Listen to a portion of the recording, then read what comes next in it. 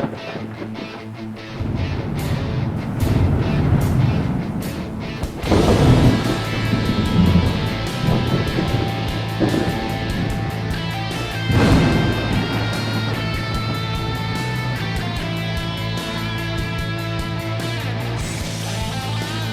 out there. Welcome to the No Shit Cast. I'm your host, Matt Frazier.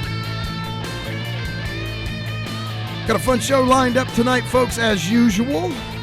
Thanks for joining us on this journey into the Internet College of Infinite Knowledge. My co-pilot for this evening's festivities, none other than the great wizard of historical knowledge himself, Mr. Eric D. Smith. How you doing tonight, Mr. Smith? I am doing well, thank you. You look good, dude. You do. You're living a prosperous world. Living a prosperous, happy, joyful, all that shit world, dude. I envy you. It's funny because things from the show keep propagating into opportunities for other people, and Mike Barnett being one of them.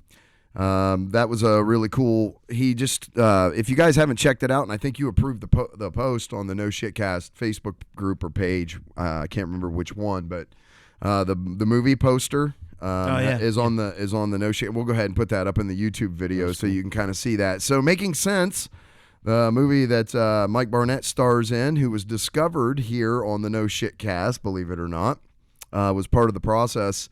I shouldn't say discovered. This show was actually used as a mechanism for them to vet him out to see about having him in the movie. So it spoke to his authenticity, which they really liked. So that's how he ended up kind of one of the mechanisms that kind of helped break him into doing this movie. But it's premiering in the Sun Valley Film Festival in Idaho on March 19th. So it was kind of filmed out there in that area. So those film festivals and stuff, it's going to start making the rounds.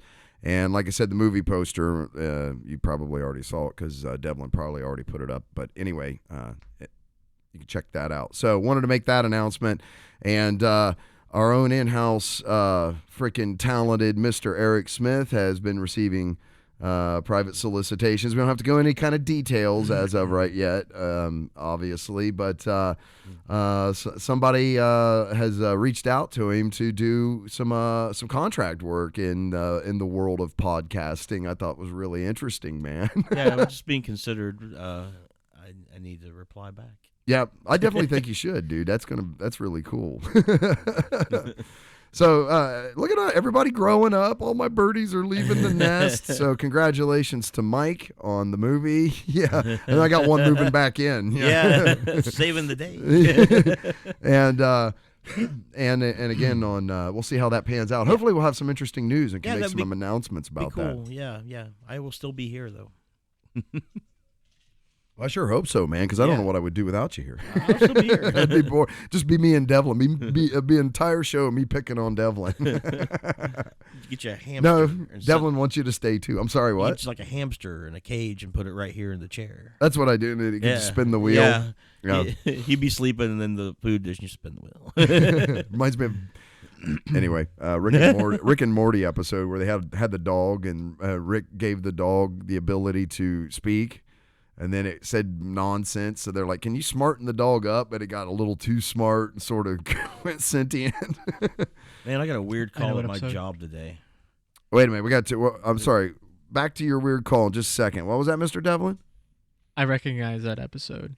Of Rick and Morty? I've seen it. Yeah, it's funny. Yeah. That's why I said. Have you checked that out? No. I've never seen it, but I hear that one of the writers is supposed to be doing that new Star Trek Below Decks series that's coming out. It's like a comedy series. Yeah, it's the least important starship in the Federation and the people that work below decks on it. I think that has something to do with the success of the Orville. It might. You know what I mean? Yeah, I wouldn't doubt it. Oh, that would be that'd be a smart move. Because that's really funny. I don't know if you've seen it or not. But anyway, you said you got a really strange phone call today at work. Oh, God, yeah. It was really strange, man. Like, this guy, I don't even remember talking to this dude, but he just kept complimenting me and telling me how Zoom that out. Good a job I did and stuff. It was really strange, man. Yeah? Yeah.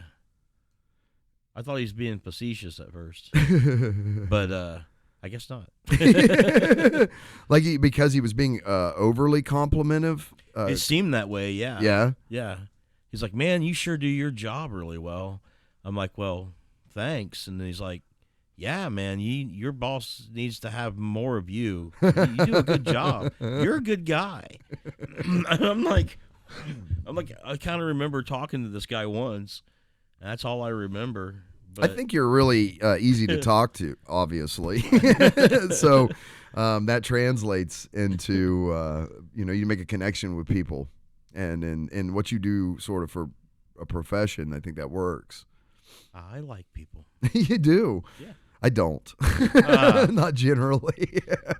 I like machines. I like, programmable controllers. I like machines, too, if they make music. But yeah, you do. Yeah.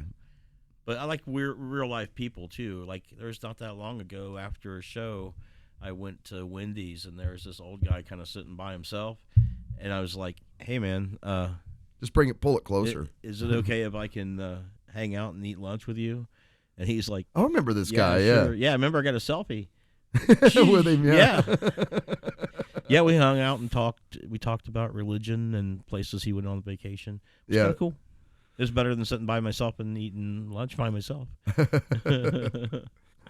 So anyway, congratulations to Mike Barnett. Congratulations to the cast and crew making sense.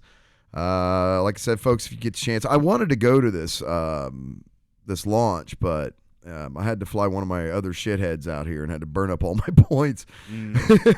Yeah, you did. And I'd rather see my shithead. No offense, Making Sense movie, but I definitely want to see my other shithead. He knows who we're talking about. It's not me, though. It's not you, no. Oh, my glasses keep hitting the... Take these There's off. another one. Yeah, I know. There's another clone. Another one of you. He's defective, though. His hair turned blue. He's a little broken. I saw the funniest fucking thing on Facebook. I had to share it. Devlin, can you bring that up? I put this up on Facebook. I think it was today. It was definitely today. Oh, we forgot to reset the Chihuahua. Right? It's all right, though. He's a good Chihuahua. Gotta play this. This is funny as shit. This guy, he's got a kicking punching bag that he's put on the corner of a wall, and it falls off as he's kicking it. And he shin kicks the wall at like full speed. And then it cuts to Pavarotti. I think it's Pavarotti, right? Yeah, it is.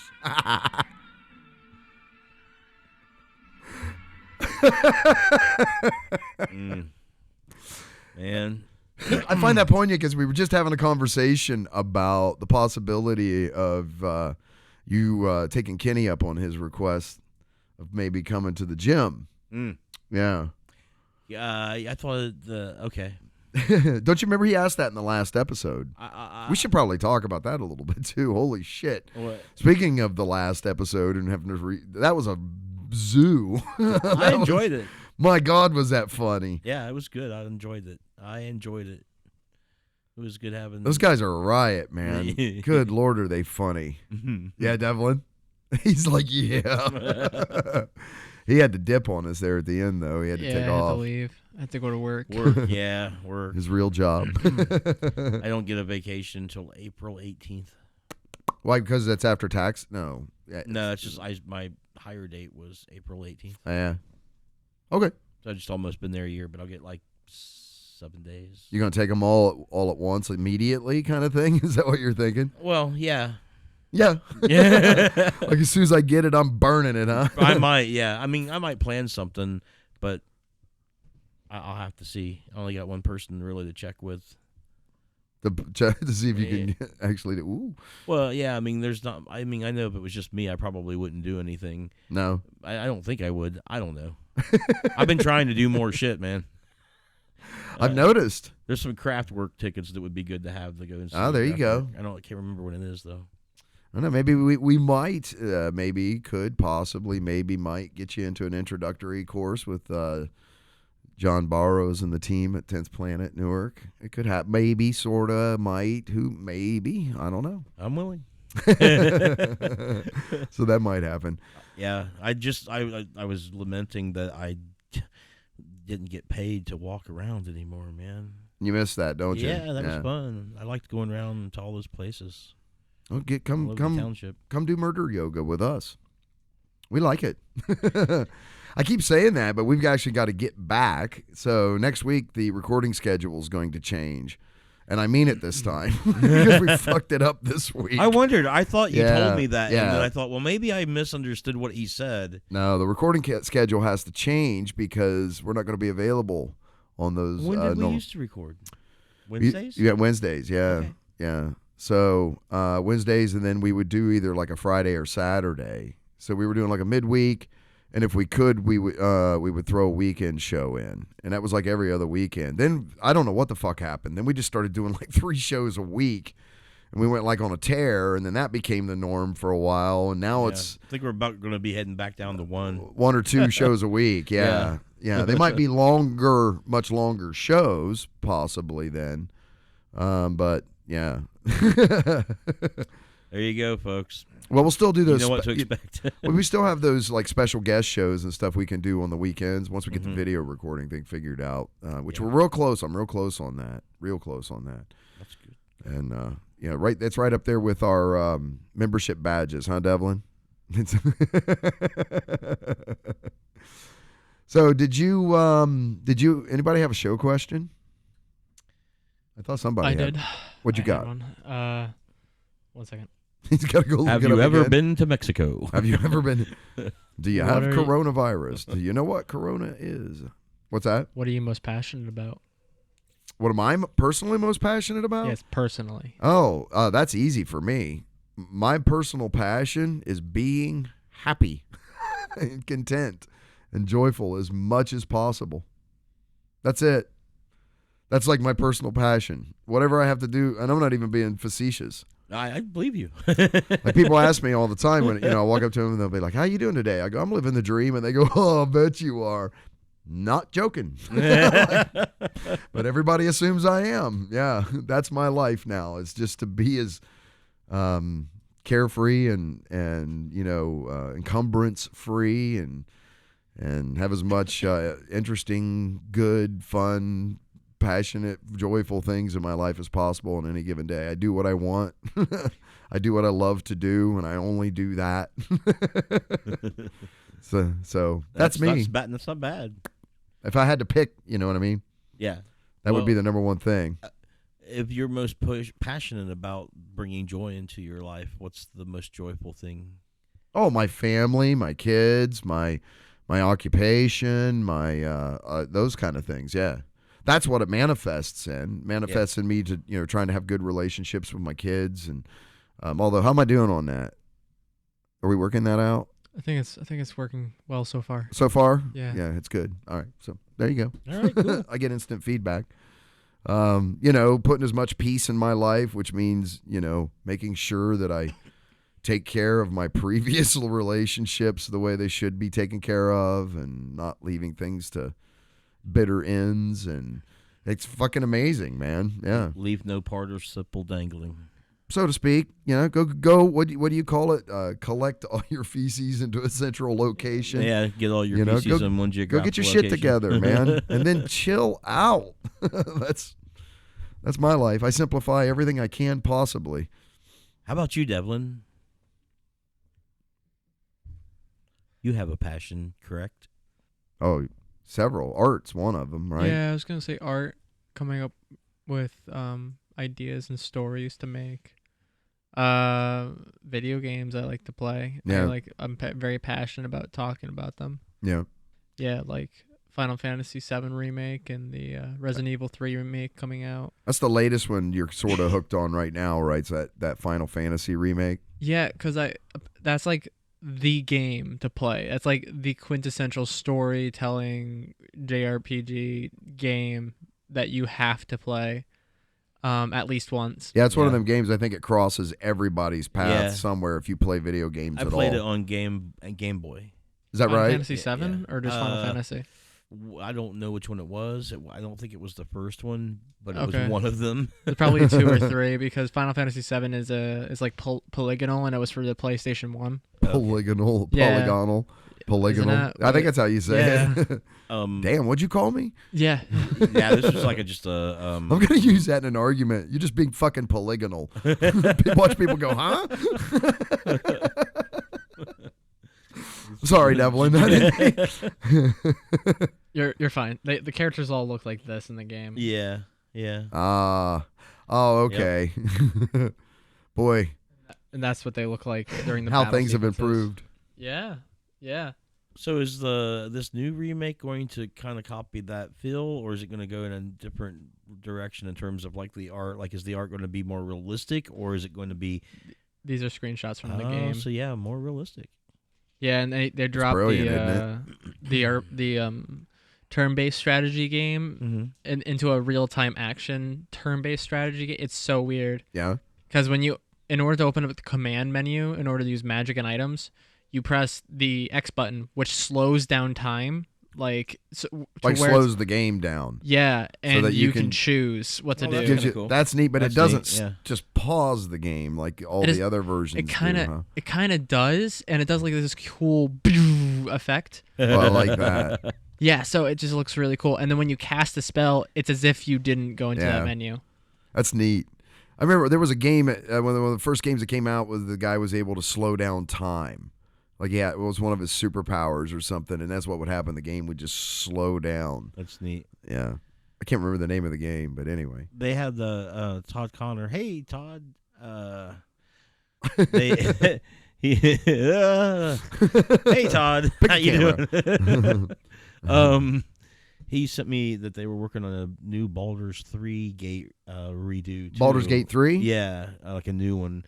And it had like really realistic people looking. Was Baldur's Gate 2 the last iteration, or I think so. Are you saying they're going to like because he's talking about how they reissued? Yeah, no, I think this is a new one. Okay, he's got a bunch of these games that have been reissued that started on earlier consoles and they've reported and improved all the graphics. That's and cool. he shows me, he goes, "Oh, check out the difference."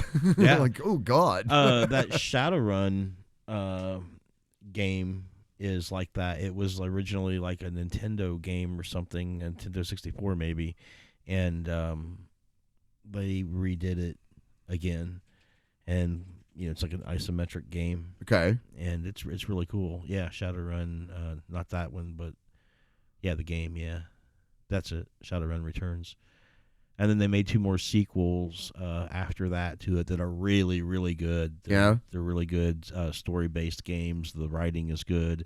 The plots are good.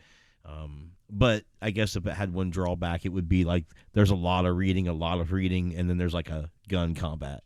A lot of reading, gun combat. It could be reduced to that. So. Oh, okay. So highly repetitive. It becomes sort of repetitive. But the story is good, man. Yeah. I mean, I've played through the first one like I'm on my 3rd time, and I played the other ones at least twice because the stories are complicated and in depth enough that sometimes you kind of forget what the details were. I played Baldur's Gate on PC, the original one. Mm-hmm.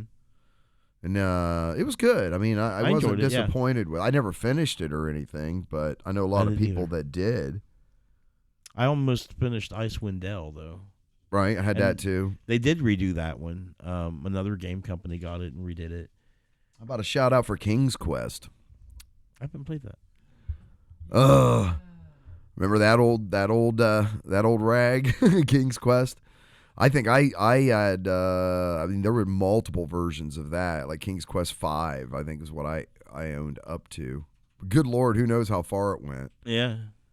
Space Quest.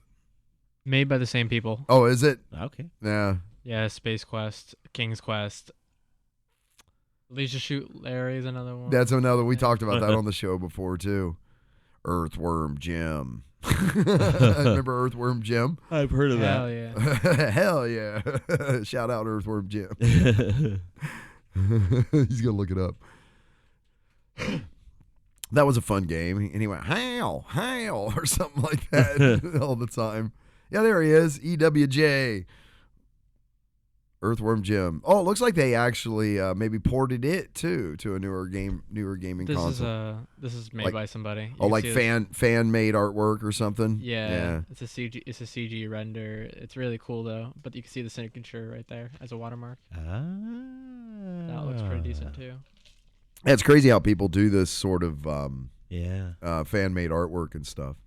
All right, man. People listening can't see this, so let's move on. Eric, you never gave us your answer. Oh, I'm passionate about many things. You know. Why'd you do that? I need the web pages next. Anyway, I'm sorry. Go ahead, Eric. Yeah, many things. I don't know. Music for sure. Sure, music. Definitely music. It's kind of funny because I know a lot of people that that know you would define you probably as it would be like RPGs, role playing games, and I would say though that you're far more defined by music than you are by that. And even more so by learning. I'd say my one passion is learning and history and science, and that I've always had that in me, Right. and always wanted to do that sort of a thing. And maybe second to that would maybe be music, but it's a close second. Yeah. I'd say first it's a dick slinging gee guy. Yeah, but for sure. Yeah, that's my Yeah. passion. I gotta get another gi now. I gotta show up at one of these podcasts and in a gi. And a gi. I'll Yeah. wear my gi. I have You it in have the it? room. I have a gi, but You it'll do? just be Well, okay, we could do that. We could do a gi episode. yeah. I bet your gi would work for Brazilian Jiu-Jitsu too, because you did. It has the patches from my old school though. Well, I don't think that's not necessarily a big deal. I think it depends on the school, though. I guess you're right. But Yeah. what I meant is the lapels and everything would be strong enough because you guys do a lot of that gripping type shit, right? Yeah, some dude rolled me over. He rolled on his back as he was grabbing my shirt, and rolled me over him as he was rolling backwards, and threw me as he put his foot In your on stomach? my pelvis. Yeah. My stomach or my pelvis. Yeah. It was insane. Mm-hmm. I've done it at least 7 times, and it's always hilarious. It was like, and away we go. Because the dude looks at you like he gives you like a Are you we're ready? going. Yeah. Are you ready? Yeah, man. Speaking of music, I fell asleep for the first time writing, and I was mixing, and I was considering raising the drum tracks a bit, and I fell asleep, and I woke up, and I thought, man, I don't want to leave this, so I went ahead and kept the mix the way it was and put Right. it down and rendered it and stuff, and then mastered it, and now I haven't even heard it, and I haven't finished it, and I haven't posted anything or got any artwork for it yet, which I usually do all that in that at least before I fall asleep, but I couldn't help it. Then I went home last night and slept from 10 p.m. till 7:30 a.m. No kidding. Yeah, Like catching up. and I can't even remember what the song was about, but I remember I think I liked it. I Yeah. just wasn't sure about the mix, man. I like those drums a lot. I might want to bring those out. I would. I think something's telling you something there, Well, right? and it's at one end of where my studio is in there, if I put my head up there, I usually listen and do the mix in that position. That's Yeah. the sweet spot, right? But if I go back to the other end, which is where my pillow was at, it's a bass sync back there, and all the bass sounds crazy big. Yeah. And I haven't put nothing back there to absorb it because I usually move my body before I do a mix, right? Right. And anyway, you can test that room and stuff to make it neutral and all that. Right. But I haven't done that. And so, yeah, I don't know. I was a little worried about it because when I was listening to the final product, I was listening to it from my pillow, Right. and that's where it's real bassy. I'm surprised you don't mix with headphones, because headphones sort of what I've found is they negate room effects. Well, I don't. If You gotta I be careful about how bassy the headphones are. Sure, yeah. I mean, if I had a $1,500 pair of headphones with the right magnets in it, I would definitely do that. You would. Yeah, but You can't get the range response that you can get out of your desktop speakers for a fraction of the cost. well, it's not even my desktop speakers. It's a KHL brand, which is a really nice pair of speakers, and they're about this big, and they're 3-way air Right. speakers, so they're really good for mixing. They're like studio speakers. But yeah, I don't have any headphones that would really be good enough for that kind of response. especially with digital music. But otherwise, you would mix that way. You're saying If I had the right pair of headphones, yeah, I'd give it a shot. I've never actually mixed with headphones on. No. Nope. I do. I just use earbuds, and I guess I run back and forth between what I've mixed on the earbuds to listening to it in the car. Like that's the two with road noise to make sure that, and that's kind of how. And I've run into some issues like with the podcast too, with trying to get you for instance up high enough. In your car, yeah, so that when you're talking normally, it can be heard over the background noise without blasting through the speakers when you're laughing and shit. So you have like this incredible dynamic range in your voice. I don't know why we're going down this technical jargon bullshit. Well, we were just road, talking about music. Oh, okay. No, because I wrote about that on Facebook and I wasn't sure how clear that was. It was clear to me. I don't remember seeing it on Facebook though. So no, it started off with, part of it was like I have something waiting on a cliff or something like that. Just when people say, "Hey man, my new single's going to drop. Get ready." Like mine's on the cliff right now, waiting to drop. Yeah, because I fell asleep and there's a bass sink where my pillow is at, so I don't know. I need to listen. I need to change some shit and listen to it someplace else. Just be awake, maybe. Anyhow, you guys want to do some articles? Let's do some articles. There might be All articles. Right. What we got coming up here, Mr. Devlin? This comes from phys.org. New green technology generates electricity out of thin air. Oh, Mr. Cody, our friend Jeff Cody, and friend of the show, sent me this and said, because people message me shit like this all the time now, which I really appreciate. Keep that up. It's awesome. But this comes from UMass Amherst. So this isn't like it's from... And it's phys.org. So I was like, all right, we might have to take this serious. Like, what are they talking about here? So thanks, Jeff. We're going to go ahead and put this on the show. The answer to that is yes. Scientists at the University of Massachusetts Amherst have developed a device that uses a neutral protein to create electricity from moisture in the air. A new technology they say could have significant implications for the future of renewable energy, climate change, and in the future of medicine.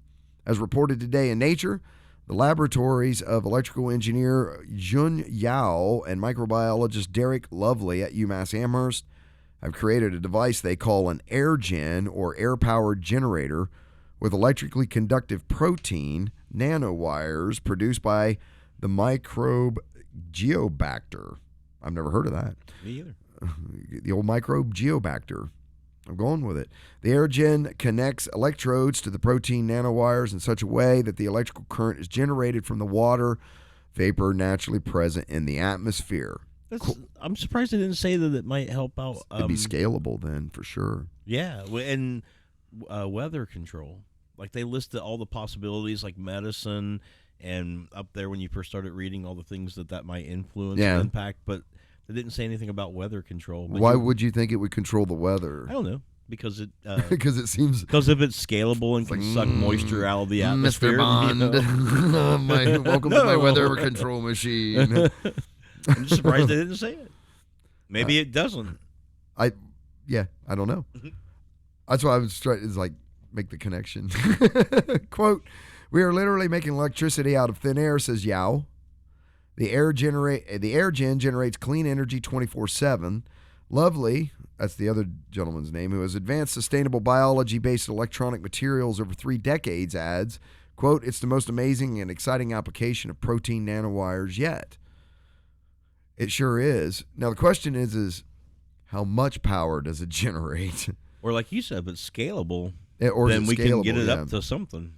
The new technology developed in Yao's lab is non-polluting, renewable, and low cost. It can generate power even in the areas with extremely low humidity, such as the Sahara Desert. It has significant advantages over other forms of renewable energy, including solar and wind, Lovely says, because unlike these other renewable energy sources, the AirGen does not require sunlight or wind, and it even works indoors. This all sounds really positive and really good. But it won't power a nanobot's motorcycle around the perimeter of a dime. I'm just making that up. I didn't. Okay, I was looking for that, but okay. Shit. The AirGen, I don't know, we'll find out. The AirGen device requires only a thin film of protectant protein nanowires, less than 10 microns thick. That's thin. And the researchers explained the bottom of the film rests on an electrode, with a smaller electrode that covers only part of the nanowire. Film sits on top.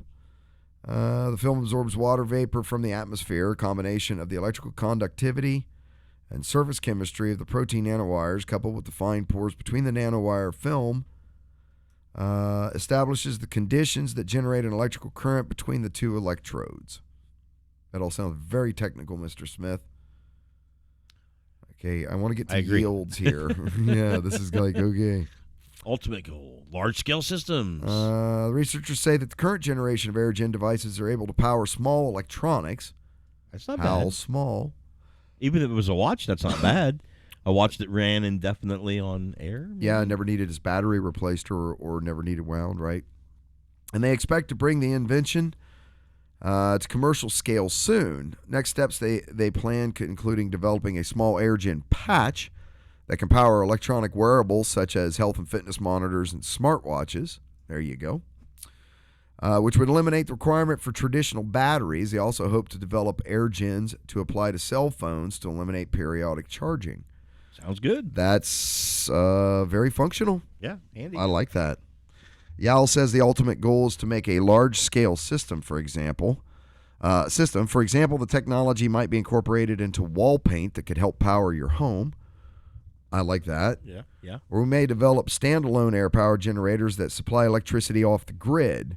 Once we get to an industrial scale for wire production, I fully expect that we can make large systems that will make a major contribution to sustainable energy production, end quote. Wow. Well, fuck me running, huh? Yeah, that's good stuff.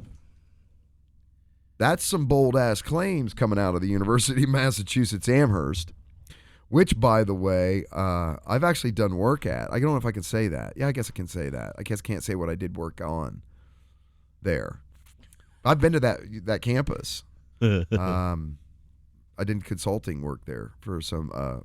Anyway, continuing to advance the practical biological capabilities of Geobacter, Lovely's lab recently developed a new microbial strain to more rapidly and inexpensively mass-produce protein nanowires, as one would do. Right? We turned E. coli. Oh shit! We turned E. coli into a protein nanowire factory. E. coli's bad, right? Well, yeah, but not if you turn it into this shit. He says. Don't want it That's the stuff that you eat and gives you the terrible digestive issues. Is it not? You bleed from every orifice. I can look it up. Or no, that's Ebola. This is E. coli. Oh, E. coli. That's not good either. Yeah, that's the poop one, isn't it? Yeah, I think it's the one that gets in your food all the time. But you poop, right? It's a type of bacteria that normally lives in your intestines. Ooh, It's you're also gonna poop. found in the gut of some animals. So that's what we figured that out. Hey, So Aspergillus niger is in So they take soda. poop bacteria and turn it into protein nanowires. No, Devlin, you decided not to make that comment. No, you know what? I'm gonna make the comment. You said Poop yes, bacteria making nanowires. yeah, somebody has to use it. Yeah. That's it. Yeah, Well, that's a dad joke, dude. yeah, it is. That's a total dad joke. Yeah, He's ready. you're welcome. I hope Thank you're you. proud. I'm proud. I'm so proud. With this new scalable process, protein nanowire supply will no longer be a bottleneck to developing these applications. Well, we don't like bottlenecks. If you can make all the free energy in the world, theoretically, but if you can't actually make it, then who gives a shit, right? This is Like- true. There's gajillions of gigawatts in the tides, yeah, but nobody's building the shit that turns it into power, so it's pointless. The bottlenecks. The AirGen discovery reflects an unusual interdisciplinary collaboration, they say. Lovely discovered the Geobacter microbe in the mud of the Potomac River more than 30 years ago. His lab later discovered its ability to produce electrically conductive protein nanowires. Washington, D.C. is actually going to save us, Mr. Smith. Hey, man. The Potomac River is in Washington, D.C. It's all charged It's up. from the bullshit in the Potomac River Yeah. in Washington, D.C. Yeah, it's all charged up. Man. is where they found this E. coli bacteria, right? This special blend. Only in the shit of Washington can you find this. Powered on the shit of Washington. Am I making it? That's ironic, right? Something. Anyway. Yeah, something good come out of the bullshit. His lab later discovered its ability to produce electrically conductive protein nanowires. I mean, you start with start with poop bacteria and you end up with nanowires. You end up with energy. This is an Elon Musk level of special genius that I just can't even relate to. He's thinking about that poop bacteria and went, fuck, I can solve all the world's problems with poop bacteria. No one ever considered this before. I'm thinking MacGyver with we'll take this hairpin, right? That's exactly right, yeah. Like, who comes up with this shit? These guys came up with that shit. Well, I will say that pot's legal in Massachusetts, so that might have something to do with it. Dude's like hitting a bullhorn, poop bacteria, man. Oh, man. We always have it. Well, to be fair, as I understand it, UMass Amherst also kind of has a reputation for being a party school, too, if I remember right. Oh. Yeah. They sit around and read books.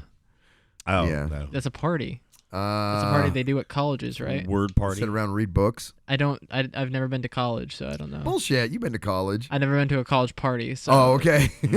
no one invites me. No one loves you, Mr. Devlin. It's that you got to get rid of that Bond villain shit. We need to turn you into Mr. Devlin the Stud Muffin or something. I don't know. We'll that's figure it. gonna We got to help. rebrand you because it's so off-putting. Devlin Suave. They think every time they thank you, they just think they're gonna get tied up onto railroad tracks or some shit, or hung from like over sharks with freaking laser beams. Or if you say laser beams, then it's not a Bond villain anymore, is it? I'm just Dr. Evil. You're just Dr. Evil. Then I'm bald. You're actually just mini me, right? I am, yes. With a lot more hair. Yeah. Okay, so let's get back to the poop bacteria. Before coming to UMass Amherst, Yao had worked for years at Harvard University, where he engineered electronic devices with silicon nanowires. They joined forces to see if useful electronic devices could be made with protein nanowires harvested from Geobacter. I get this, right? Because if you can just grow this shit, it's so much better than having to mine and chemically process these materials. Man, this is just like electronics is bad for the environment.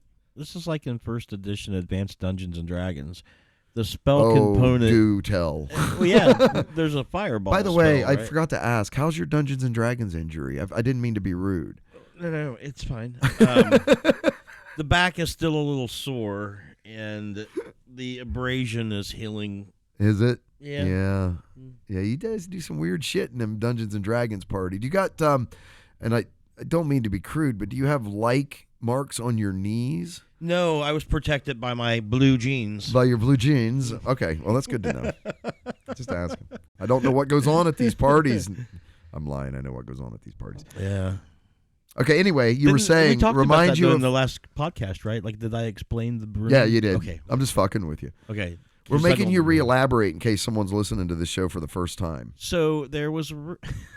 So I have to play sometimes I have to pretend, right? Like I'm just pretending I'm this stupid. No, nobody buys Sure. that. Anyway, I'm sorry. Go ahead. First edition. This reminds you of first edition. Yeah. Fireball spell, the magical component for it, because there's like verbal, somatic, and material components, is bat guano and sulfur rubbed into a little ball. Okay, makes sense, right? Yeah, but it's like this, like it's almost alchemy or magic. It's like they just taken some poop bacteria and a little of this, a little no of that, kidding though. Poof, electricity. Or the fact that they're growing electronics. Yeah. Yeah. Like, wait, what? They're doing what? It's like magic. Yeah, they've like reprogrammed poop bacteria to like weave nanowires. Yeah. We're growing technology, and we're also growing human organs in space. Yes. Well, period. Right? Yeah, They're 3D printing human organs now. They're glowing dogs, ears on mice, glowing pigs, glowing rabbits, all kinds of glowing stuff fish. is happening. Yeah. We got energy coming out of thin air. We've got CRISPR. It's crazy. Hey, good stuff. Fucking crazy. Eric. Yes. I think this episode, from what you guys just said, had some really good potential to remix those words because they could sound good in the song, in my opinion. Oh, well, yeah, it could be sample-rific. Yeah. This episode could be sample-rific. Yeah, or at I least that task you, bit. sir, to sample this episode and create a song that we can play on the episode so people can see what your If I kind of music. remixed that one, I could probably go back and do it. Because Would you mind? No, not at all. I mean, that'd just be neat, so we can sample it into the sample it into the show. Yeah, because I had Derbyshire in there. She was like a early 1950s. Derby is a person. Yeah. Okay. She worked for BBC. She did the electronic arrangement of the first Doctor Who song. Oh, on the Dum, dum, dum. didn't they use a Theremin? to do that song? No. Are you sure? Yeah. I thought there was a theremin in the Doctor Who song. Not that I'm aware of. But there is Clara Rockmore, who is one like a world famous theremin player. Okay. What series was this song for? Doctor Who. No, like what series in that? Was it the original run or is it the new one? The original was that William might Hartell. be true. I'm talking about the one with the dude with the big afro. No. I'm talking about William Okay, then we're Hartell. talking about two different possibly two different songs. Yeah. All right, then I concede that. Okay, I concede that. We don't need to go any further on this, Devlin. I want to see what the instrument is now. I want to get back to poop bacteria saving the fucking world, and I don't give a shit about and fireball spells theremin and the Doctor Who sound. I'm just sitting here going, look, man, we've had this Chris is Bird. earth-breaking or earth-shattering breaking news here, dude. Like poop bacteria is going to save us from everything. I'm sorry, go ahead. The Fourth Doctor is awesome too. Yeah, I love Tom Baker. He's great. Yeah, I do. I love David Tennant more. In my opinion, though, I think Tom Baker invent poop bacteria? It's going to save the world. Look, I can't. So Matt Smith. I'm being drawn into this Doctor Who thing here. Colin Baker's my favorite. You like Colin Baker? Yeah. Yeah. He's a third Doctor, right? Sixth. He's a sixth. Yeah. Shows how much I know. There was William Hartell and you guys Peter Thurgood. I know something about Doctor Who. What's that? You want to hear it? Yeah. Zhao Ming Liu, a PhD student at Yao's lab, was developing sensor devices when he noticed something unexpected. He recalls, quote, I saw that when the nanowires were contacted with electrodes in a specific way, the devices generated a current. I found that exposure to atmospheric humidity was essential and that protein nanowires absorbed water, producing a voltage gradient across the device. I don't remember this episode. In addition to AirGen, Yao's laboratory has developed several other applications with the protein nanowires. Quote, with the help of the doctor. This is just the beginning of the new era of protein-based electronic devices, said Yao, that will power your fucking sonic screwdrivers someday. That's it. That's all I ever wanted, man. There you go, full circle. That's all I was trying to get to. I was just a kid, and that's all I ever wanted. The doctor doesn't carry no weapons. He doesn't need no weapons. He doesn't need weapons. I think this is fucking earth-shattering. Like, thanks, Jeff, for sending this over, by the way. But given the source, too, this is a big deal, man. Not quite as interesting as Doctor Who, apparently. Yeah, you're right. It's not. But it's a close second. Christ. It's good stuff. That was like pulling fucking teeth, man. So if you're watching on YouTube, graphic image... We are like wild horses. It's Kenny and Greg. They come in here. Bad influence. They fucking get you guys all spun up, hopped up on sugar and chocolate, and then I got to deal with it. Yeah. Kenny and Greg are the cool kids. Why won't you let us be like them? Hopped up on cool and humor. That's it. Fucking relevancy.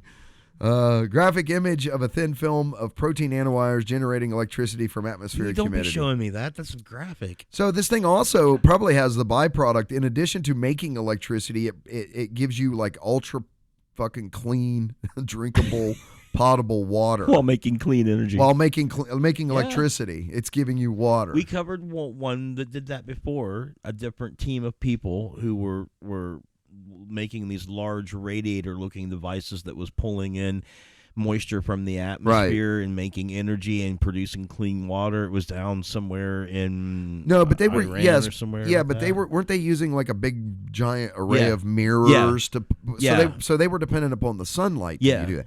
This is just like fuck all I'm just of that. saying, but like you see how it's kind of like honing down into something really nice even and more convenient. revolutionary and even more practical and useful. Yeah, man, it's the way things are going. I don't know what that says. I can get off that. Anyway, what we got up next, Mr. Devlin? This is from Futurism. I like how he's called. Breaking news here, Bob. Futurism. He even puts his finger up on his headphone like this, and he gets in his broadcaster voice. Go ahead, Mr. Devlin. Breaking news on Futurism. Fusion startup claims breakthrough will provide unlimited energy. I like that. It says, quote, "We are sidestepping all of the scientific challenges that have held fusion energy back for more than half a century." So they're using magic? FM. Fucking magic. I just like that's like how they could apply that. Fusion magic. No fucking magic. We're just sidestepping the science, man.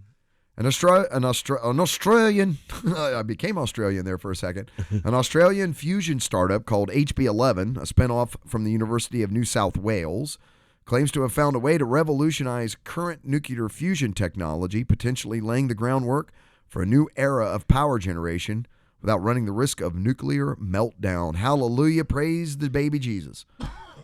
Will this save our planet? Yeah. Not from us. Who do we need to trust? Scientists and engineers. Scientists and engineers. Okay, so let's roll back the film here to, I don't know how many fucking episodes ago, but we came across technology that Bill Gates has invested heavily in that sucks the carbon out of the atmosphere and turns it into like plastic, can turn it back into diesel fuel, okay, and can do it competitively. So no new carbon into the atmosphere, just reusing the shit that's already there, right? And sell diesel fuel competitive with current diesel fuel prices, if not cheaper, right? And Eric looks at me and goes, "Well, that's it then, right?" I go, "What?" He goes, "That's it, right?" You remember this conversation? He's like, "Yeah. All right, well, okay, that's it. We fixed it." That's the problem. Yeah. Do we know how to fix it? Yes. Yes. Have we already fixed it? No. Will anybody let you fix it? No. It's really hard. Well, occasionally you can get some big corporation involved, like Coke. Coca-Cola with the water distribution for the... Yeah, that was a really neat... that's a great story, but... And I think... well, here's what's ironic. Do you know who invests heavily in a lot of these type of green energy companies and stuff like this? And solar power companies? Is fucking oil companies. Like, if you look at even the way they talk about themselves now, like when they present, they're an energy company, not an oil company. That's right. They're an energy company now. They're they not are oil branching companies. out into shit because the other shit's running out. So the problem has not been, the money has been there.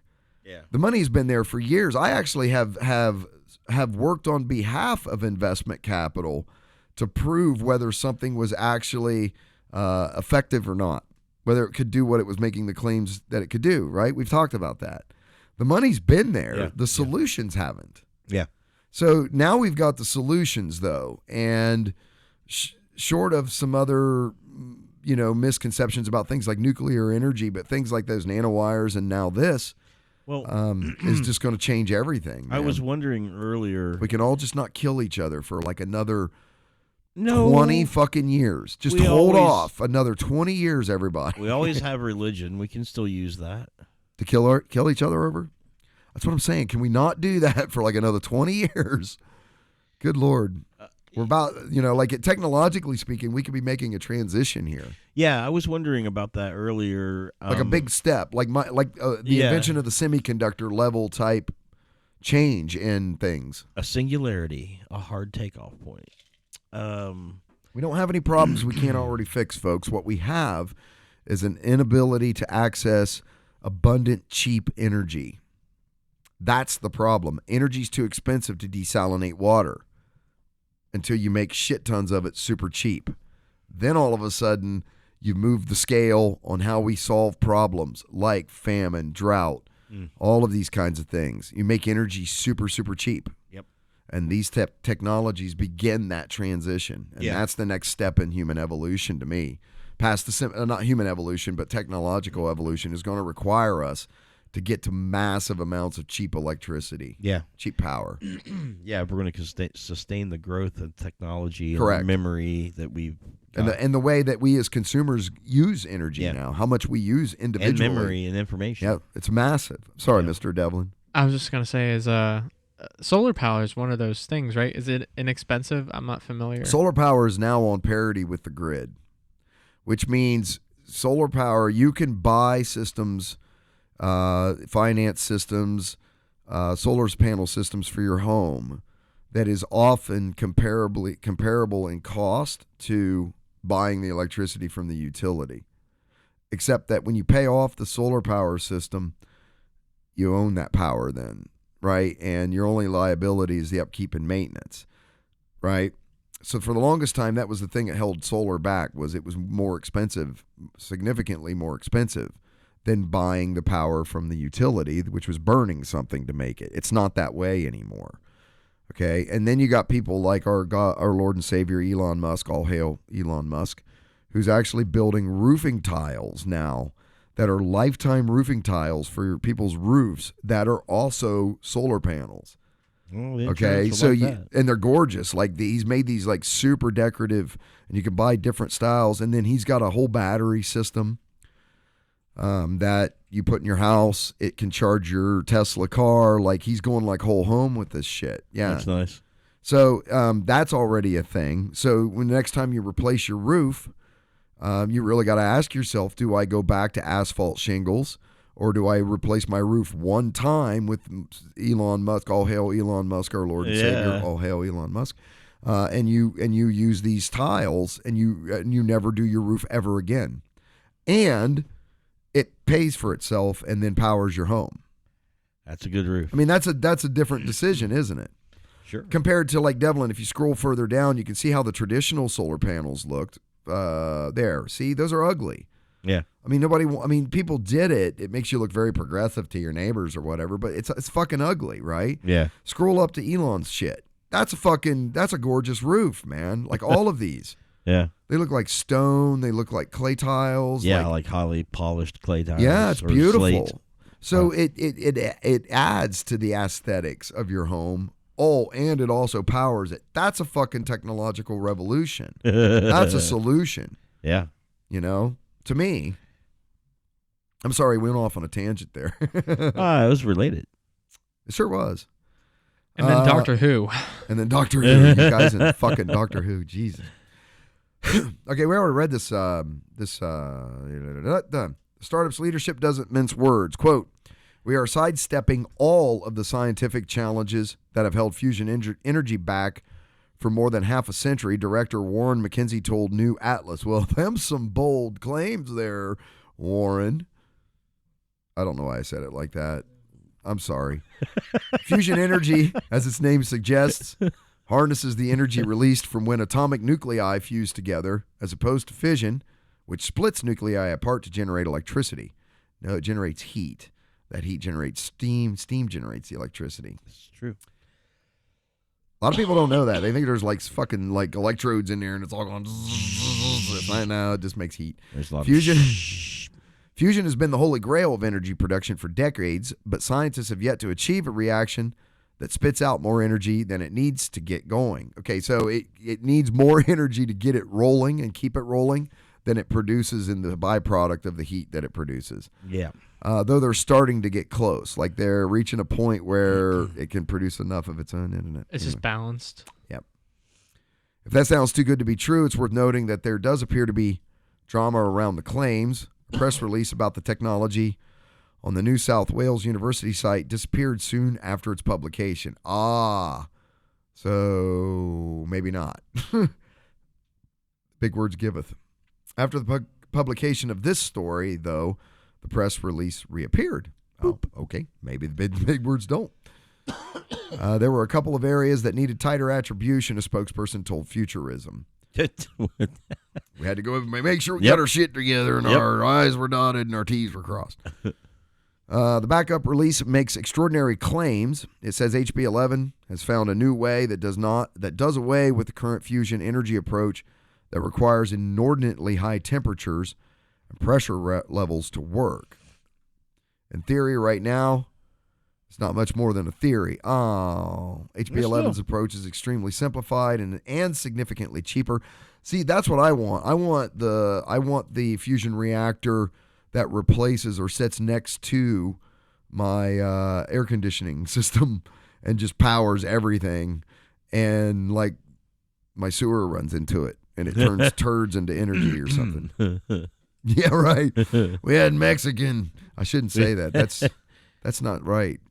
That's Especially when people can't see what the motion I Yeah. did was. Well- I made an exploding motion because of nuclear reactor. I could have said it just as easily. I had White Castles. There you go. And Yeah. make the same connection. Anyway, Closer to home. I love me some White Castles. And I love Mexican food. So the technique relies on hydrogen and a boron B11 isotope, as it would. Sure. I mean, Right. why not? Why wouldn't it? That's what I rely on. Me too. Instead of extremely rare and expensive radioactive isotopes such as tritium, and employs a specialized set of lasers to get the reaction going. Devlin, I see he's got the pinky in the mouth. Lasers. Freaking laser beams inside a quote largely emptied metal sphere. Fuel. That's an empty ball. Fuel pellets of HB11 isotopes are shot at with two lasers to trigger an avalanche fusion chain reaction, as the company described it in a statement.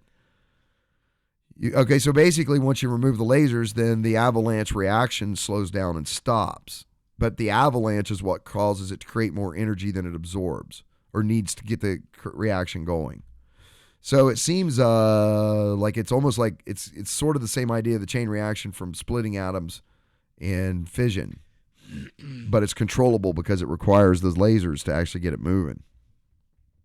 Freaking lasers. You could say we're using the hydrogen as a dart and hoping to hit a boron. And if we hit one, we can start a fusion reaction, McKinsey told news outlets. That's the essence of it. Well, that should be duplicatable, right? Creating fusion using temperatures. Temperatures is essentially randomly moving atoms around and hoping they will hit one another. Our approach is much more precise, he added. The process even skips the need for a heat exchanger or steam turbine generator. That's good. And can feed an electrical flow almost directly into an existing power grid. Well, that's some interesting shit, according to the company's website. I guess I'm wrong. It does not require heat anymore. No nuclear waste, no steam, zero chance of nuclear meltdown. Those all seem very positive, Mr. Smith. I agree. It almost sounds too good to be true. But the startup still has a lot to prove. A lot to prove. Yeah, Bubba. McKinsey admitted himself he doesn't know if or when the startup's idea could be turned into commercial reality. When or if. But until then, we got poop bacteria making nanowires. Damn, we do. We started off, that's the thing, 2 good articles there, positive. Bam, bam. Not everything in the world is going wrong. Not everything is coronavirus. And anyway, I don't want to be a laughingstock by promising we can deliver something in 10 years and then not getting there, he told new outlets. And then the editor's note from the update. Boil that humorous. Well, I'll tell you, man, that's interesting shit. Again, if we can just not kill each other for the next 20 fucking years. Does it give credit to the photo and tell what that is? It doesn't. I swear it looks like the Z machine. What's the Z machine? It's just another one of those projects. It's just an Oh. older one. That someone's working on, and Yeah, they just obscured it to, yeah. Yeah. Strange. All right, Mr. Devlin, what we got coming up next? This is from independent.co.uk. Powerful radio signal from deep in space is repeating in a pattern, says scientists. It's them aliens, Bubba. Powerful. Here it is. Here's SETI. Powerful. Powerful. Yeah. Wouldn't you think? SETI? Well, I mean, Search for scientists. extraterrestrial intelligence? Yeah. I mean, scientists think it's a pattern, right? Well, the headline says they do. Well, Does it says it take a scientist to realize that it's a pattern? no. Okay. I wouldn't That's think good. so. I would hope not. I think a computer would be what would realize it's a pattern the first time. Well, I would hope it would be like a simple pattern and not some kind of a complex pattern, right? You know what it is? It's over and over and over again. Shaving a haircut 2 bits. Better than... I don't think I'm doing it right. No. Mysterious pattern could be an important clue to the origin of mysterious blasts. Could be. What, gamma ray blasts or what? Could be. Could be.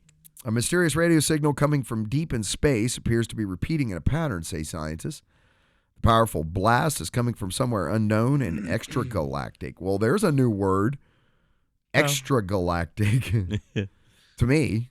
I'm not as smart as you, man. And is perhaps the most unusual, quote, fast radio burst ever detected by scientists. Don't we know fast radio bursts come from shit like quasars and stuff like that, though? Yeah, they come from like on the edge of the universe, but maybe this is coming from a little closer. This is where the simulation's leaking memory. They've just pinpointed it. Maybe. Researchers have already spotted a number of the fast radio bursts originating from deep in space. They've even said that limited numbers of them appear to repeat. Limited numbers of them. That's different than what the headline said. Yeah, because wouldn't that be indicative of that it's a natural phenomenon with some of that natural phenomenon happening to have some kind of a pattern to it? Yeah. That And less pattern- likely to be like just a natural event of some sort. Yeah, some of the earliest pulsars. That makes sense. yeah. Some of the earliest pulsars were called LGM, and then would have like a number designation. Okay. And it was called that because it stood for Little Green Men. Because when they first observed pulsars, they were constant time keeps. And so they thought that that had to be civilization. Because nothing it's so in nature precise. is so precise. Right, and it's just a beacon, just constantly firing. Turns out that's not true. Right. There are things in nature that are hyper precise. Yes, and if they're changing in their precision, it's playing out over eons and not something that we can readily perceive with our instruments. Right. So that's why when they say we've witnessed these phenomenon, but some of them are happening in a regular way, I have to say, well, that sounds more like nature than extraterrestrial. In this case. Yeah, because not being facetious, if there was a signal, it probably would be complicated. It would make sense, right? If it was actually a signal, it would be encoded information. I would think. I just say, if we got a signal from space, it has to play Darude Sandstorm. Otherwise, I don't believe it. I have to play Druid Sandstorm? Darude Sandstorm. Darude Sandstorm. Okay. Have you guys not heard that song? I have not. No clue what you're talking about. I'm 50, dude. Oh, it's an EDM song, and it's this repetitive beat one after another. And this is like over and over again, and it goes and then it puts like this bass drop with it. Oh, it's probably. I think I know what you're talking about now. It's like a cliche EDM sort of sound, right? It's called Druid Sandstorm. Darude Sandstorm. It's Darude. Darude Sandstorm? No, Sandstorm. Okay, it is Sandstorm. Yeah, okay. Yeah. But not Druid. No. Okay. It's like Darude. Darude. It's okay. Darude Sandstorm. I fear that we've already spent way too much time on this. It's been like 2 minutes. That's about 1 minute and 59 seconds too long, yeah. The joke is dead anyway, so let's move Fucking on. killed that bitch, boy. And I was thinking of the William Tell Overture. Yeah, or Can. Sting of the Bumblebee. A mysterious radio signal coming from deep in space appears to be repeating in a pattern, say scientists, and it has nothing to do with bumblebees. The powerful blast is coming from somewhere unknown. I already read this shit. Researchers have already spotted a number of the fast radio bursts originating from deep in space. They've even seen that limited numbers of them appear to repeat. I think I read that too. Yep. But the new breakthrough spotted by scientists using a telescope in Canada, and described it in an early paper published online, is the first time that researchers have seen the blast appearing in a regular, predictable pattern. Don't you know? Oh. Astronomers have now confirmed explanation for the FRBs, fast radio bursts. Bam. With the only certain fact about their origin, that they must be coming from somewhere very extreme and unusual. Like a black hole singularity / situation. LGM. Active galaxies that have the supermassive black hole active at their center. Good ideas. Those are good things. Proposed explanations have included everything from alien civilizations sending us messages to a star falling into a black hole. Yeah. I got a message for you guys. What's that? Blip, blip, blip, blip, blip, blip, blip, blip, blip, blip, blip. Why would it be? Okay. I mean, but the fact that the messages are repeating have led some scientists to lead out such cataclysmic causes. Yeah, out. Get those out. Why do we want to lead them out? The FRBs are in a 16-day cycle that seems they appear and then go dark before doing the same all over again. Over the course of the cycle, the burst will appear intensely for a 4-day flurry that sees a signal come every hour or more, and then it will go quiet for 12 days. The pattern is a, quote, important clue to the nature of this object. Ooh, now we're saying it's an object. The researchers write in the new paper. Why are we scrolling? I want to take a look at this picture. I'm Okay. sorry. This looks beautiful. That, I think, is the Eagle Nebula. That's a nebula, right? That's Yeah. so cool. Yeah, you should see, The man, some of Pillars the Heaven. HD imagery they're getting from like the Hubble telescope and some of this different stuff that they're generating from. This is like a painting you'd see, like the Renaissance. Crab Nebula is beautiful too. Yeah. Like, It's it's like crazy. a dog. Look at the dog's face right there. And you know see what that is, right? What is that? That's all dust. And gases and stuff Gases, like yeah. that, right? It's beautiful. Gases. Space is beautiful. Oh man! But then you like take a foot outside our planet's solar atmosphere, and it's all dark and shit. And We have then to go maybe you really see the far moon. away for some of this stuff. Yeah, That's from a star exploding. boom. That's what makes that. Ah, A star The explodes. star Don't- didn't quite make it, huh? don't Yeah. make me wish for the star to explode in our Kaboom. solar system. One happens about every Sweet 100 Corona of Death years. 2020. I'm sorry. What were you saying, Mr. Smith? Well, I think about every 100 years, Our star explodes. somewhere in the galaxy. Oh, a star explodes Yeah. about every 100 years. Yeah, the last visible one I think was like 1984. Oh, okay. Supernova 1984. You could see it from the night Damn. sky. Yeah, visible to the naked eye too, Yeah. right? Now they're talking about Betelgeuse Beetlejuice. Oh no! What have you done? in Orion. They're talking about that one exploding. The middle Wait, star is already the middle exploded. one. Well, the middle one's already exploded. That's a Oh. nebula. That's in Orion's belt, right? Yeah. But there's You'll another one. never. It'll still be there long after we're dead. Like, Oh, because it hasn't reached us. It's Exactly, probably right? already exploded. yeah. It's probably already exploded, but the light hasn't reached us yet. Yeah, so it's just there. Even when it explodes, that doesn't happen like instantly, right? It's going to explode over time. Yeah. That's a long Yeah. amount of space around It'll it. just might Yeah. get Yeah. bigger before it goes I away think it was like a entirely. few days or something that last one you could see it. I think. With the naked eye. Yeah. I think it's still visible though. Well, yeah, Like yeah, its yeah. remnants are still yeah, visible. sure, yeah, and there'll be a nebula. It appears to be coming from the edge of a massive spiral galaxy about 500 million light years away, the researchers say, but there are a few other clues about where it could be coming from or the process that may have given rise to it. The fact that it is repeating over a predictable period could suggest that it is coming from a binary system, since other objects in space that demonstrate similar characteristics tend to be binary systems too. Binary systems mean systems that have two stars. Yeah, in Okay. fact, most systems have 2 stars.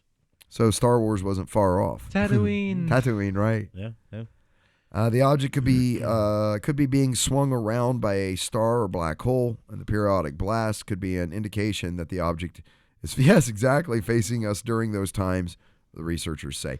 That makes a lot of plausible sense. Yeah. They're calling for help because they're going, help, help. Every 14 days. Oh, shit. Oh god. Oh, shit. Oh god.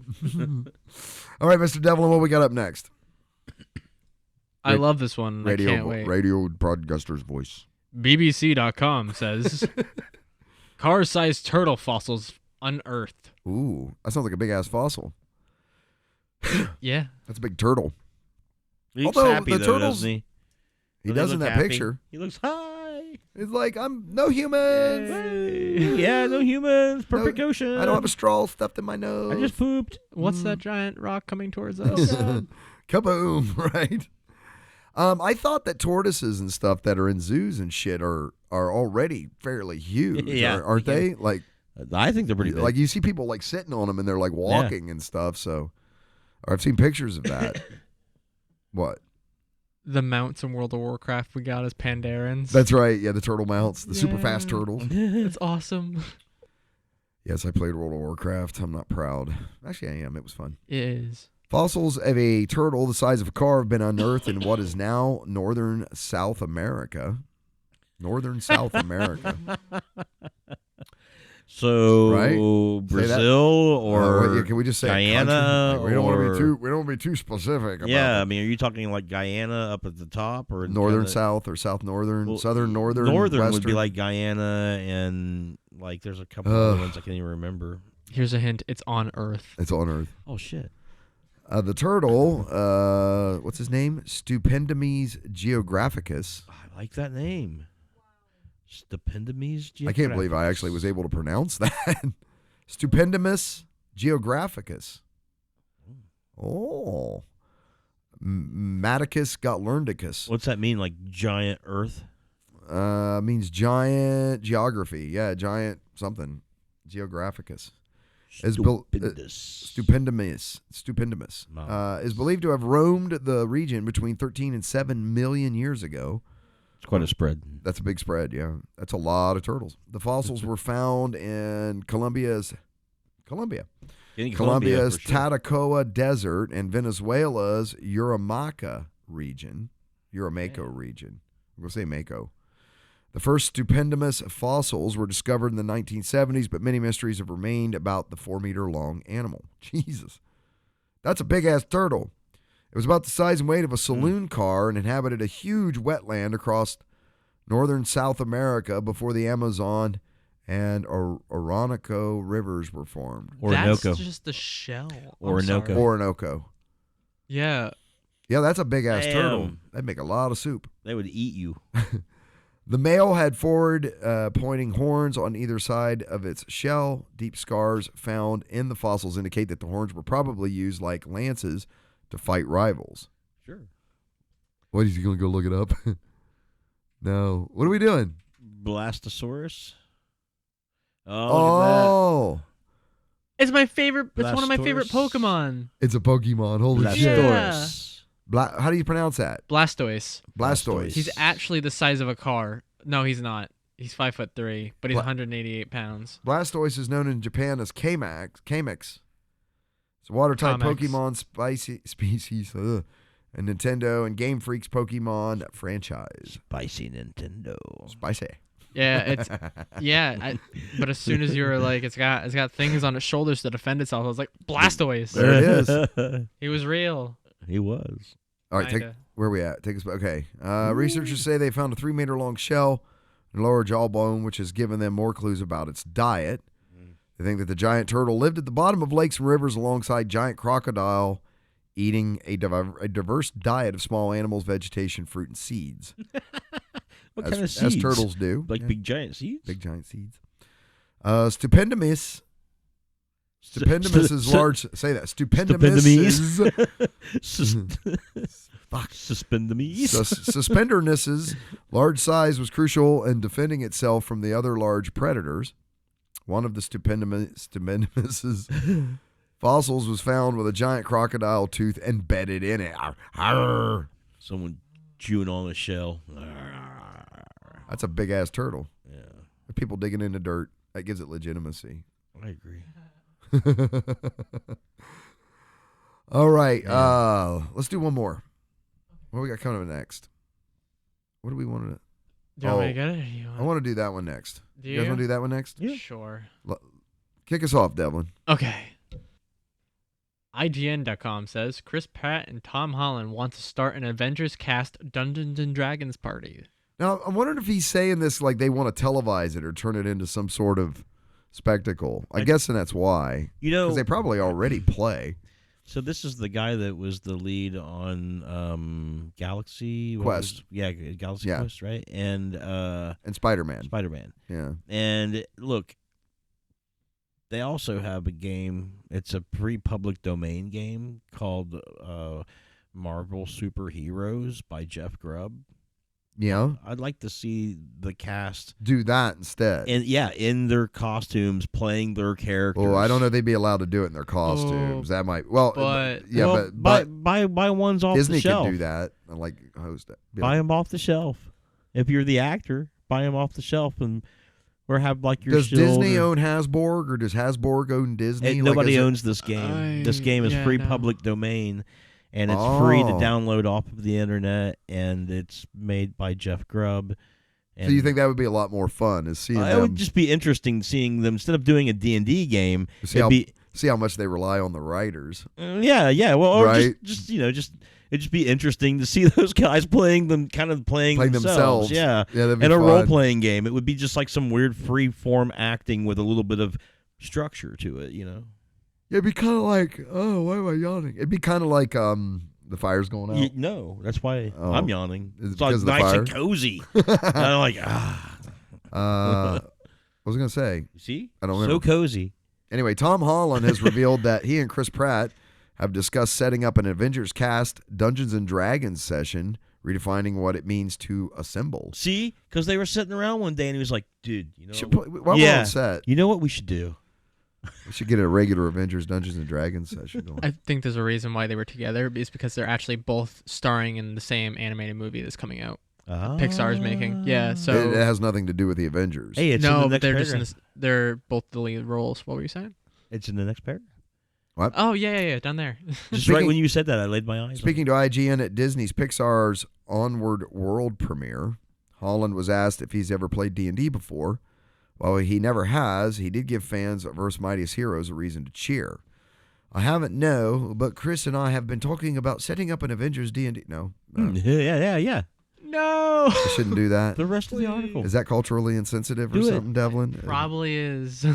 Probably is. Yeah. He says, I haven't, no, but Chris and I have been talking. I hear it in the accent in my head. That's the problem. Yeah. Think of it as Peter Parker. That's New York instead. That's Oh. yeah. I haven't, no, but Chris and No. I have been no. Okay. Just straight. Yo, dog, just I've go not for it. done that, yo, but Chris has. He says, quote, I haven't, no, but Chris and I have been talking about setting up an Avengers D&D session, Holland said, which would be amazing. Amazing. We actually want to Said Spider-Man actor. we actually want to film it. See, I can't talk like him. Would it be really fun? Okay, because it would be really fun. Not live stream it, because I don't do is the live stream. It's What? live. Because I don't do You. is this live? Is it live? Oh, okay. I'm really stressed now. Fuck. They like legit ripped it out of the interview and didn't edit Like it. word for word. That's great. An Avengers D&D session with Holland, Pratt, Robert Downey Jr., Chris Evans, Scarlett Johansson, Chris Hemsworth, Mark Ruffalo, and many more could be something spectacular if done right. The Russo brothers also previously spoke about their love of D&D, with Anthony saying, quote, there's something really empowering about conjuring stories with other people. It's at the heart of everything that we do, so that's something that's really special about D&D. Oh yeah, man. I used to run a Marvel campaign. That was good fun when we were doing that. I played Champions, though. Yeah, it's the same thing. I like Champions. That was a lot of fun. Wait, I have a question for Eric. Were your players playing as Marvel characters, or were they playing as their No, own? Their own. Oh, that's cool. Yeah, you sort of created your own. Yeah. You could create your own sort of. Characters, and yeah. they Same thing all with Marvel. Oh. You could yeah. even like create your own special abilities and stuff. They had like a methodology for doing that. It was really neat. That's cool. My guy's name was Prism. Yeah. He absorbed energy and channeled it. That was his one ability. That makes sense. Yeah. So that's any cool. place he was where there was energy, he could absorb it. TSR made this book called The Ultimate Powers book, where they literally categorized every power ever used in every Marvel comic book up until the date of that So publication. that you could use it in their game system. Yeah, and defined it. And I bet that's when all you roll up available a still, character- right? Oh, yeah, it's free for download. You can just go grab it Yeah. if you already know how to play Dungeons and Yeah, Dragons. I'll run a game for him. I used to run a game already. Yeah, dude, you ran games for the royalty of the gaming community. You say that like he says that so nonchalantly. Every player is royalty. Yes, but that's why you've done it for what would be Aw. considered. Yeah, we've played with you. Devlin's had the chance to try it out. You guys come over on Saturday. No.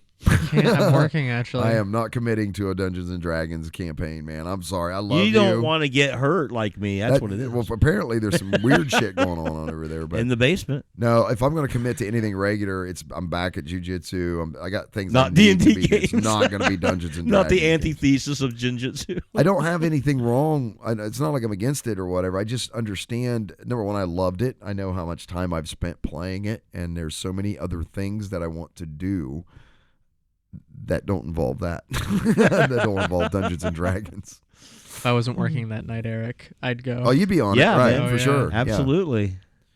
So don't You don't take it personal. Tell them you're religious. That's what I used to do. When I was younger, yeah. When they would ask me about weekends, I would tell them on Sundays I Can't have work church. because I have church. Yeah. Well, And church was hanging out with your D&D Playing D&D. brethren. Pretty much. I already don't work Sunday. I'm just talking about Saturday night. Yeah, I know this is on Saturday, but I mean, technically there were priests and clerics and stuff involved, so you were sort of at church. yeah, you could be Jewish. And you guys were burning Or funny something. smelling stuff like they do in church, right? Yeah, yeah. Yeah. All right, you want to Yeah. wrap up there? We better. Oh, do we need to finish this up? No, we know. Okay, well, nothing's happened yet. We're gonna look at this, and give it when it manifests, but blah blah blah. Anyway, What? moving on. So let's wrap up there. Do you got anything else you need to cover? We want to cover? Yeah, I sent out a friend request for Neil. So Neil, if you watch, you should friend me. It'd be awesome You guys want to chat? if he will. All right, Yeah. so shout out to Neil Thompson. Yeah. All right, folks, let's wrap up there. Check us out at www.noshitcast.com. That's KNOWSHITCAST.com. Make sure you hit those like and subscribe buttons. Leave us a message. We would greatly appreciate if you'd give us a share, and we will catch you all next time. Thanks for listening, everybody. You look like you're ready to say something. I'm just thinking in my head. Thanks for listening, everybody. Catch you all next time. Bye. Bye.